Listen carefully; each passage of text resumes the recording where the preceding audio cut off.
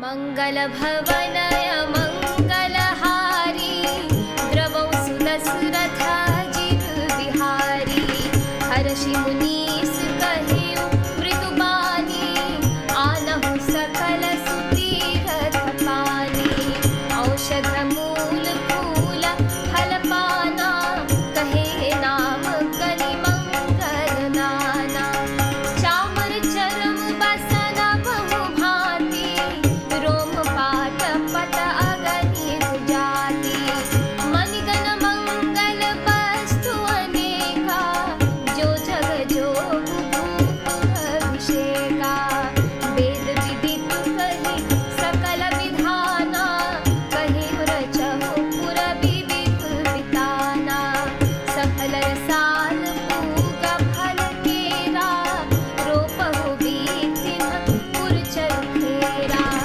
रचहु मंजुमणि चौखे चारू कहहु बना बन बेगी बजारू पूजहु गणपति पुर कुल देवा सब विधि करहु भूमि सुर सेवा मंगल भवनय मंगलहारी द्रवौ सुदशरथाजित बिहारी ध्वज पताक तोरण कलश सजहु तुरग रथ नाग सिर धरि मुनि बर बचन सब निज निज काजहि लाग मंगल भवनय मंगलहारी द्रवौ सुदशरथाजित बिहारी जो मुनीस जेहि आयसु दीन्हा सो तेहि काजु प्रथम जरु कीन्हा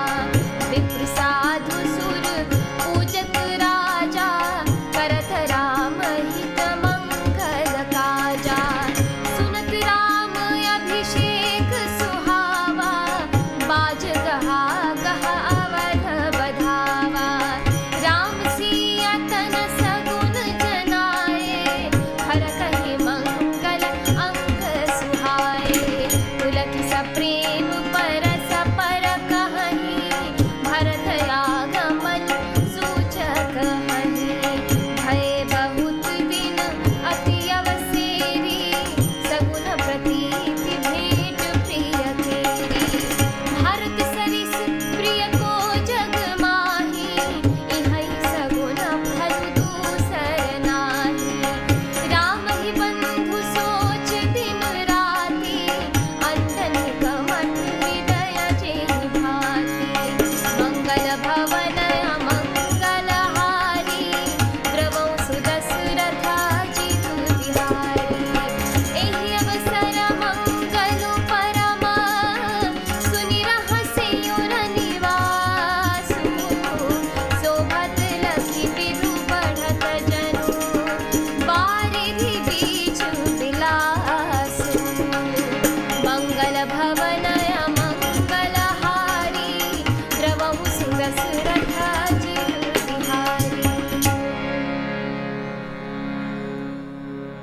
अर्थात मुनिराज ने हर्षित होकर कोमल वाणी से कहा कि संपूर्ण श्रेष्ठ तीर्थों का जल ले आओ। फिर उन्होंने औषधि मूल फूल फल और पत्र आदि अनेकों मांगलिक वस्तुओं के नाम गिनकर बताएं।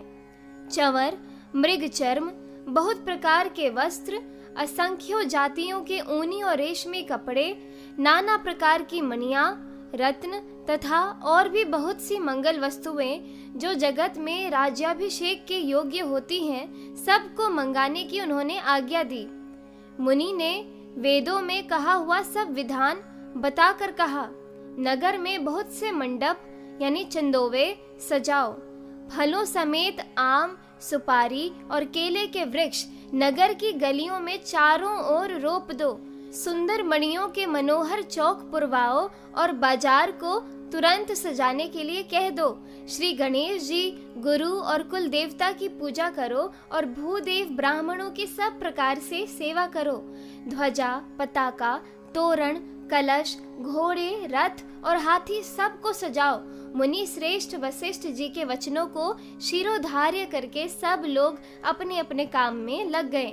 मुनीश्वर ने जिसको जिस काम के लिए आज्ञा दी उसने वह काम इतनी शीघ्रता से कर डाला कि मानो पहले से ही कर रखा था।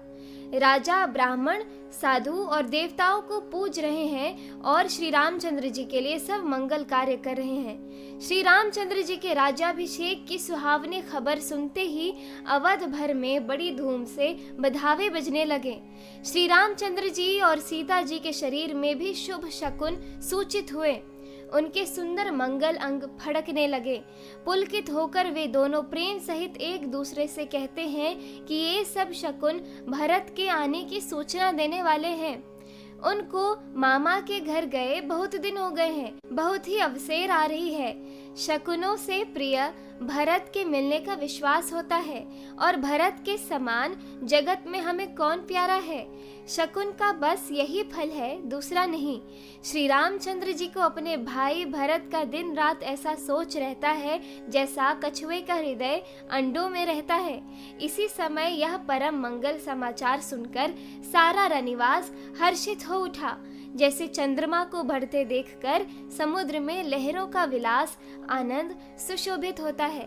इस एपिसोड में इतना ही।